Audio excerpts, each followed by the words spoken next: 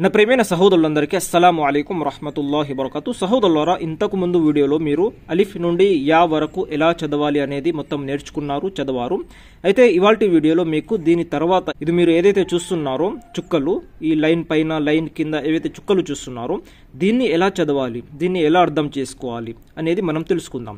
ఒకవేళ మీరు దీన్ని తెలుసుకుంటే మాత్రం ఈజీగా మీరు యా మరియు నూన్, సా, తా, బా ఈ 5 అక్షరాలను ఈజీగా కనిపెట్టవచ్చు. అంటే ఎక్కడ వచ్చినా కూడా ఈజీగా కనిపెట్టవచ్చు ఒకవేళ దీన్ని మీరు అర్థం చేసుకుంటే. ఇప్పుడు ఇది ఎలా చదవాలనేది చూద్దాం. చూడండి, నుఖ్తోంకి పెహచాన్ అంటే చుక్కలను మనం కనిపెట్టాలి. పైన ఒక చుక్క ఉంటే ఏమైంది, కింద ఒక చుక్క ఉంటే ఏమైంది అనేది మొత్తం కనిపెట్టాలి.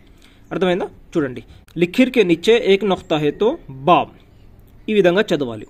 అంటే బా ఇక్కడ చూడొచ్చు, ఇక్కడ చుక్క ఉంది కదా కింద, దీన్ని బా అంటారు. అంటే ఈ విధంగా కనిపెట్టాలి ఒక చుక్క ఉంటే. అర్థమైందా? అదేవిధంగా లిఖిర్కే ఉప్పర్ దో నుఖ్తా హే తో తా అంటే ఈ విధంగా కనిపెట్టాలి. పైన 2 చుక్కలు ఉన్నాయి కదా, ఇది లిఖిర్ అనుకోండి, లైన్ అనుకోండి, పైన 2 చుక్కలు ఉన్నాయి, ఈ విధంగా తా ఈ విధంగా మనం అర్థం చేసుకోవాలి, కనిపెట్టాలి. అదేవిధంగా లిఖిర్కే ఉప్పర్ తీన్ నుఖ్తా హే తో సా అంటే ఈ విధంగా పైన 3 చుక్కలు ఉన్నాయి కదా, తీన్ నుఖ్తే సా అయింది, ఇది ఈ విధంగా కనిపెట్టాలి. అదేవిధంగా లిఖిర్కే ఉప్పర్ ఏక్ నుఖ్తా హే తో నూన్ అంటే ఇది. అర్థమైందా? ఈ విధంగా పైన ఒక చుక్క ఉంది కదా, నూన్. అదేవిధంగా లిఖిర్కే నిచ్చే దో నుఖ్తా హే తో యా ఈ విధంగా చదవాలి. చూడండి, ఇక్కడ 2 చుక్కలు ఉన్నాయి కదా, ఇక్కడ లైన్ అనుకోండి, కింద 2 చుక్కలు ఉన్నాయి, యా.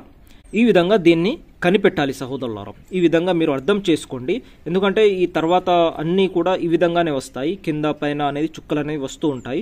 కాబట్టి అది అర్థం చేసుకోవడానికి ఇక్కడ మనం కనిపెట్టాలని ఇక్కడ చెప్పడం జరిగింది. కాబట్టి దీన్ని మీరు మంచిగా అర్థం చేసుకోండి, సరేనా సహోదరులారా? నెక్స్ట్ వీడియోలో మీకు దీని తర్వాత ఎలా చదవాలి అనేది మొత్తం నేను చెప్తాను, సరేనా? ఈ వీడియో వేరే వారికి కూడా షేర్ చేయండి. అస్సలాము అలైకుం వరహ్మతుల్లాహి వబరకాతు.